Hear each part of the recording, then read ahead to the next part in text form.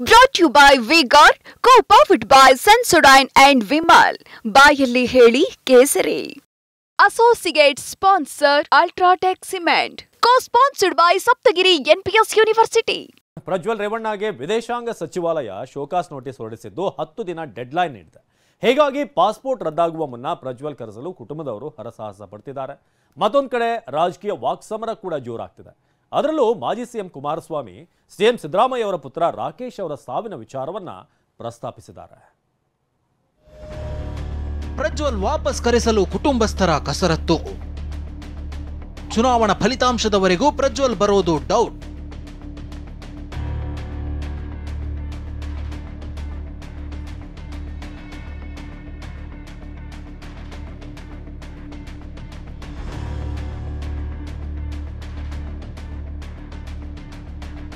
ದಿನ ಕಳೆದಂತೆ ಪ್ರಜ್ವಲ್ಗೆ ಎದುರಾಗಿರೋ ಸಂಕಷ್ಟ ಹೆಚ್ಚಾಗ್ತಿದೆ. ಪಾಸ್ಪೋರ್ಟ್ ರದ್ದತಿಗೆ ವಿದೇಶಾಂಗ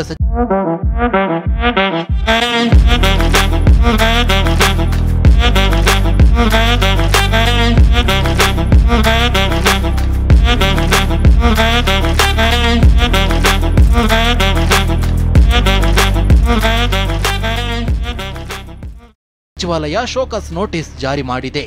ಹೀಗಾಗಿ ಪ್ರಜ್ವಲ್ನನ್ನ ವಿದೇಶದಿಂದ ವಾಪಸ್ ಕರೆಸಲು ಕುಟುಂಬದವರು ಕಸರತ್ತು ಮಾಡ್ತಿದ್ದಾರೆ. ಭವಾನಿ ರೇವಣ್ಣ ಸಂಬಂಧಿಕರ ಮೂಲಕ ಪ್ರಯತ್ನ ಮಾಡಲಾಗ್ತಿದೆ.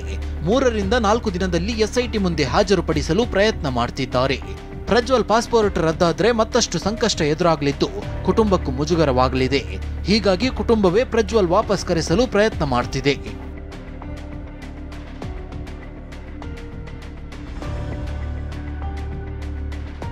ಆದರೆ ಮತ್ತೊಂದು ಮೂಲಗಳ ಪ್ರಕಾರ ಪ್ರಜ್ವಲ್ ಈ ತಿಂಗಳು ಭಾರತಕ್ಕೆ ಬರೋದು ಅನುಮಾನ ಎನ್ನಲಾಗ್ತಿದೆ.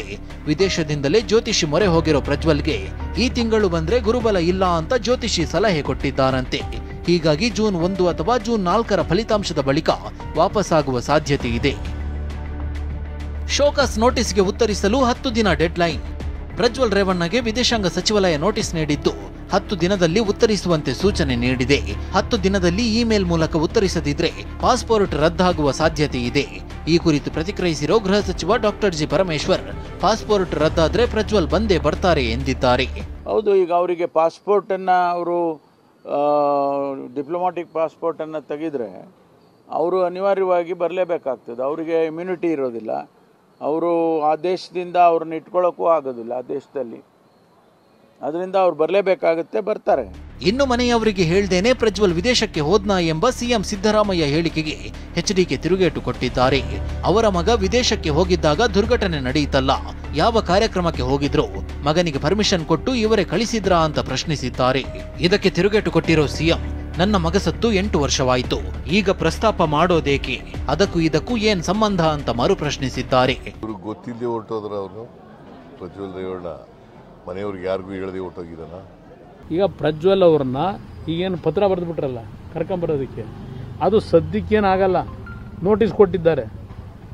ನಾವು ಯಾತಕ್ಕೆ ಇದೆಲ್ಲ ಪ್ರೋಸೆಸ್ಗಳು ಇವೆಲ್ಲ ಮತ್ತಿನ್ನೆಷ್ಟು ದಿವಸಗಳಾಗುತ್ತೋ ಅಂತೇಳಿ ಅವನು ಎಲ್ಲಿದ್ರು ಬಾ ಅಂತ ದೇವೇಗೌಡರಷ್ಟು ಎಚ್ಚರಿಕೆ ಕೊಟ್ಟು ಕರೆಸಿದರೆ ದೇವೇಗೌಡರ ಬಗ್ಗೆ ಇಷ್ಟು ಲಘುವಾಗಿ ಒಬ್ಬ ಮುಖ್ಯಮಂತ್ರಿ ಮಾತಾಡ್ತಾರೆ ಅಂದರೆ ಎಷ್ಟು ವರ್ಷ ಅವ್ರ ಜೊತೆ ಕೆಲಸ ಮಾಡಿದ್ದೀರಿ ನೀವು?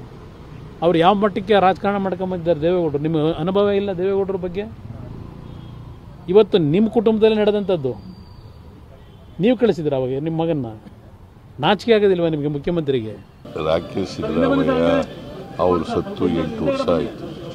ಈಗ ವಿಚಾರನ ಪ್ರಸ್ತಾಪ ಮಾಡೋದಿದೆಯಲ್ಲ, ಅದು ಮೂರ್ತನ.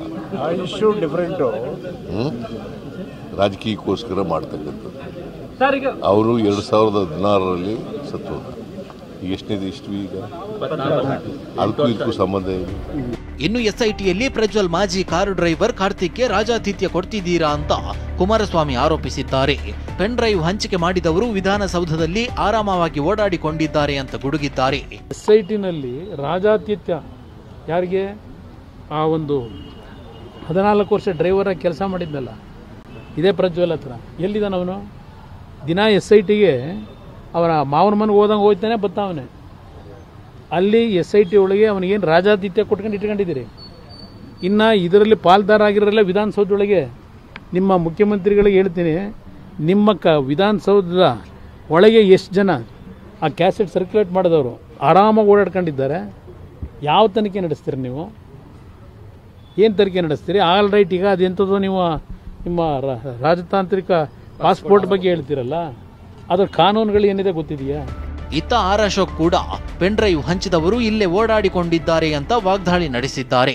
ಪ್ರಜ್ವಲ್ ರೇವಣ್ಣನ ಓಡೋಗಿ ಬಿಟ್ಬಿಟ್ಟು ಮೋದಿಗೆ ಟೀಕೆ ಮಾಡುವಂಥದ್ದಕ್ಕೆ ಅಸ್ತ್ರವನ್ನು ಮಾಡ್ಕೊಂಡಿದ್ದಾರೆ. ಪೆನ್ ಡ್ರೈವ್ನ ಹಂಚಿದಂತೂ ಇಲ್ಲೇ ಓಡಾಡ್ತಾ ಇದ್ದಾನೆ, ಬೆಂಗಳೂರಲ್ಲೇ ಓಡಾಡ್ತಾ ಇದ್ದಾನೆ, ಕರ್ನಾಟಕದಲ್ಲೇ ಓಡಾಡ್ತಾ ಇದ್ದಾನೆ.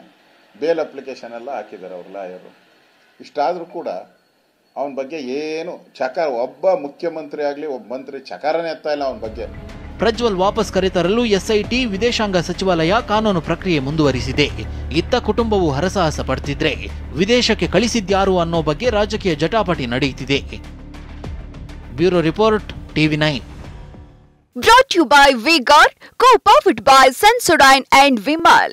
ಬಾಯಲ್ಲಿ ಹೇಳಿ ಕೇಸರಿ. Associate sponsor Ultratech Cement. Co-sponsored by Saptagiri NPS University.